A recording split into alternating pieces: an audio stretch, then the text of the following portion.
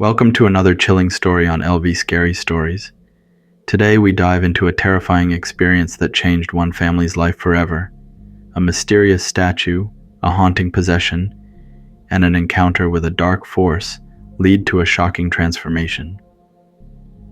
This is the true story of how one family turned to faith after facing a supernatural ordeal. Stay tuned and prepare for a tale that will leave you questioning what truly lurks in the shadows. I used to be a gambler. I was the type of person who couldn't wait for payday. And as soon as I got paid, I would cash my check at the bank and take the money to the casino. Most of the time, I would end up losing a lot of money and then bring home what little I had left.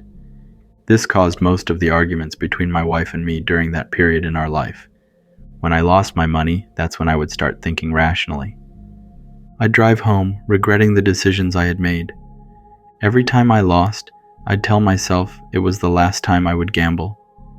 But I'd find myself back at the casino the next week, trying to win some of my money back.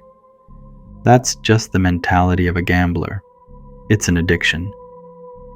As a Southeast Asian man who grew up in the little country of Laos, I can speak Laotian. When I'm driving, I like listening to Laotian radio station. One day, I heard on the radio about these little statues that can bring good luck to you and your family. I wrote down the phone number when I heard that commercial on the radio. When I got home, I called the number and placed my order. The man I spoke to said that once he received my money order, he would send me the item.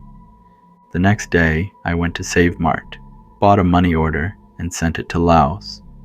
It took about 4 weeks for the item to be delivered. I was happy when it arrived. When I opened the box, inside was a little greenish-black stone statue. The instructions, written in Laotian, said to place the statue in a bowl of uncooked rice and surround it with incense. When going places, you pray to the statue to keep you and your family safe. Wherever you go, you pray for it to bring you good luck. It didn't say anything about gambling. However, I realized that I started having better luck at the casino after I got the statue. Before going to the casino, I would pray to the little statue to bring me luck and help me win some money. Sometimes, when I was at the casino and started winning, there would be a little voice in my head telling me to stop and go home. When I listened to that little voice and left, I would come home with more money than I had taken to the casino. However, when I didn't listen to that little voice, I would end up losing all the money I had brought. By the way, that little voice spoke to me in Laotian. It was an old, raspy voice. After 2 months of having that statue, I realized something strange was happening to my family. My wife was the first to get sick. She would sleep all day and constantly have a fever. Everything she ate, she would vomit back up. After about 4 days, my wife got better. Then my oldest son, Zhang, started getting sick just like his mother. After a few days, Zhang got better, but then my second son, Brian, got sick in exactly the same way. After Brian got better, it was my 8-year-old daughter, Macy, who fell ill. After about 2 weeks, Macy continued to be sick and wasn't getting any better. The only time she felt better was when I prayed to the statue and then left for the casino. When I was gone, Macy would eat, watch TV, and feel okay. I remember one day, I was coming back from the casino. I got home, sat on the couch, and was taking off my shoes when I saw Macy coming from the kitchen with a plate of fruit. Her legs just gave out, and she fell to the floor, shaking. The fruit scattered everywhere. My wife ran to Macy to see if she was okay. It looks like Macy was having a seizure. Then my wife looked at me and said, "It must be because of that statue you have." Right away, I thought my wife was right. For some reason, I just felt that she was right. I was still staring at my wife as she tried to help our daughter. I didn't know what to do. My wife got Macy to a sitting position, and she started throwing up a lot of white stuff all over. We ended up taking Macy to the hospital. My wife sat in the back, holding our daughter while I drove. We got admitted and we ended up staying at the hospital overnight. In the morning, Macy felt better. My wife told me not to go to the casino and to stay with Macy while she went to seek a spirit healer's help. The spirit healer she's talking about is an older auntie named May.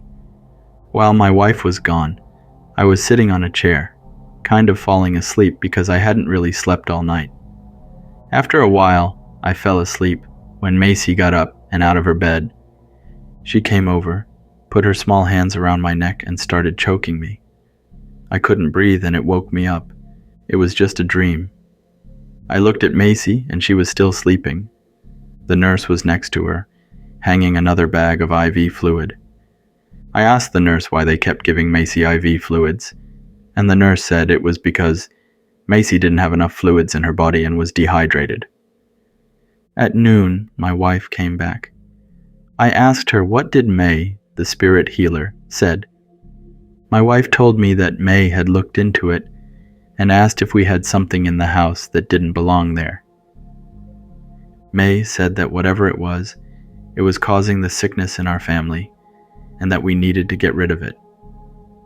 When my wife mentioned the statue I had ordered, the spirit healer confirmed that it was the statue and that we needed to get rid of it. Just as my wife and I were talking, the doctor walked in.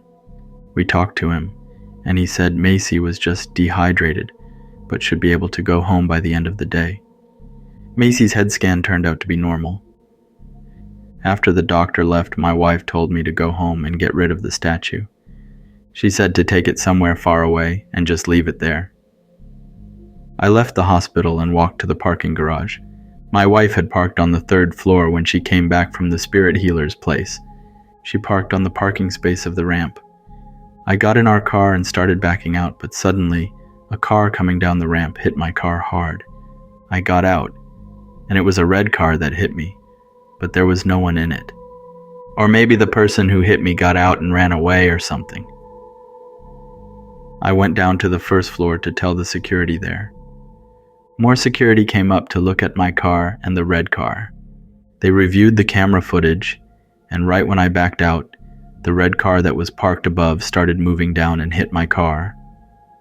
According to security, that red car belonged to a patient still in the hospital. The car had been parked there for 4 days with no problem. They didn't know why it rolled down, even though it was still in park mode. Both my car and the red car had to be towed. I called my insurance company, and they said not to worry about it. It wasn't my fault, and there was security camera footage, so we should be okay. The other person's insurance would cover the damage. I went back to the hospital and told my wife about the accident. That day at 5 p.m., the doctor discharged Macy. My oldest son came and picked us up from the hospital. When we got home, our neighbors across the street were having their church group gathering, where they pray and sing. Sometimes, Macy likes to go and watch because she loves to sing. Macy's friend also lives in that house. As soon as we opened our door and got inside, Macy fell down and started shaking and kicking again like she was having a seizure. My wife and I got her up to a sitting position, and she started vomiting a bunch of white liquid again. Then she got up, screamed, and ran to her room, closing the door. My wife told my son Brian to go across the street and get the family there, and their church members to come over. We were going to need their help. Brian opened the door and ran across the street. My wife went after Macy in the room. I quickly grabbed the statue and threw it outside, and it broke into pieces. I heard my wife screaming for Macy to stop. I ran into the room and saw Macy on all fours, banging her head on the wall. The wall of the bedroom had already cracked a little. My wife and I picked Macy up, hugged her, and told her not to do that. Just then, Brian and the church members came in. Macy turned to look at them and said, "Why are you guys here?" Macy's voice had changed. It sounded like a grown woman. My wife got scared and let go of Macy. Macy started walking, looking at the church members one by one. There were 18 members in that room. My wife and I hadn't said anything to the church members. We hadn't told them what had happened, but I guess they knew when they saw Macy like that. They formed a circle around Macy, and then the group leader said, "Macy, let's sing the song Jesus Loves You." The church members started singing, and Macy stood in the middle, silent for a moment. Then she started singing along with the church members. As she sang, her hands kept hitting her head harder and harder. My wife went in to tell her to stop. My wife grabbed Macy's right hand. Macy looked at her mother and said, "You better stop, or I'll kill you." My wife took her hand off our daughter and said, "Please help. I think something is possessing Macy." The church members sang for about 10 minutes. By then, Macy was on the floor, sitting with her head down. She looked up and looked around at everyone and said, "What happened?" The leader of the group said, "Daughter, are you feeling better?" Macy locked eyes with the church group leader and said, "No, I am not okay." Her voice changed again. Macy sounded exactly like the little voice that were talking in my head when I was at the casino. It's the same old raspy voice. I always thought it was my head that's making a different voice to talk to me while I was under a lot of stress gambling. But this time, the voice is out in the open, and it's coming from the mouth of my daughter, Macy. The group leader looked at Macy and said, "Who are you? It doesn't matter who you are. You must get out of Macy's body and leave her alone now." The voice then said, "No, if you want me to get out, you must find me a new body." Just then, a pigeon flew in through the window of Macy's bedroom from the outside. The pigeon landed on Macy's bed and started walking around as if it wasn't scared of people. The group leader then said, "There's your new body," as he pointed to the pigeon. "You must get out now." Right after the group leader said this, the pigeon suddenly flew out the window back to the outside. Everyone stood there, looking at each other in silence. Then Macy started calling for her mother. The church members got Macy up and sat her on her bed. My wife went and hugged Macy. After that, the church group held a prayer for my family. After everything had calmed down and Macy was back to her normal self, the church group said they would be going back across the street and, if we needed any help, not to hesitate to call them. I thanked the church group and walked with them to the house across the street as a courtesy. While crossing the street, we noticed the same pigeon from earlier had been killed and ran over on the road. Everyone quietly crossed the street. It's one of the strangest things I've ever witnessed in my life. After that event, my family converted to Christianity. That's all for this video. Thank you for making all the way through and supporting my stories. Have a wonderful day or night.